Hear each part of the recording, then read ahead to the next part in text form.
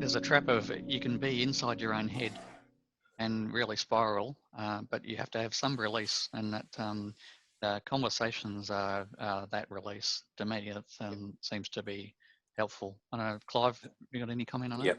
Yeah. Well, look, treatment for, in this case, depression is quite complex. Medication is not always the answer for a start. Sometimes medication is not indicated. If there is medication, it takes time for that to actually have an effect anyway, and that effect can vary from medication to anyway from days to weeks before it even has an effect. It can still have negative side effects, and I wouldn't recommend people just have those without what we'd call the talk counselling anyway. In this case, Rob, you have people you can count on. You've got a coach and mentor and family members, but medication alone for me is never sufficient. You need sort of, just again, if you're bogged, you need people to help you with that. Now, medication can do it to a degree, and very successfully in some cases, but it should never be just medication. You need people support as well on that. Like it's not the root cause, right? Like if we're talking engineering terms, right? Like the medication is basically a Band-Aid where you actually have to fix the problem.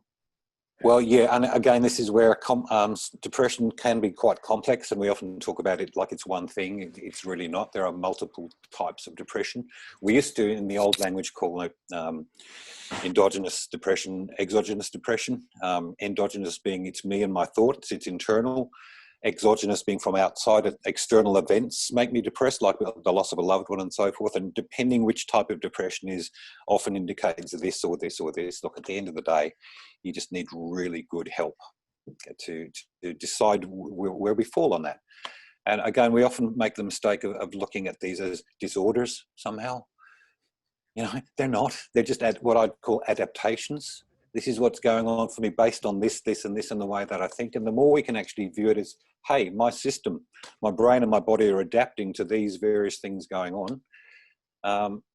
Where are these adaptations helping, and where they're not helping, who can help with that? Who can give me a tow, if you like, who can dig my wheels out with me? Sometimes medication can help with that. Oftentimes it's just having that support group. And back to what Jeff was saying, mate, hats off to you, Rob. Yeah. I reckon what high achieving, smart males need is role models that when they're vulnerable, they're prepared to share that vulnerability, because it is raw, it is difficult. Let's face it, guys. It's not going to feel fantastic. It's going to feel raw. It's going to feel challenging. It's going to feel bloody awkward sometimes. But when there's people like you said yourself, you're a high achiever, who are prepared to actually show that courage. And this is what courage is. Courage isn't holding it in. Courage is doing what you're doing, Rob.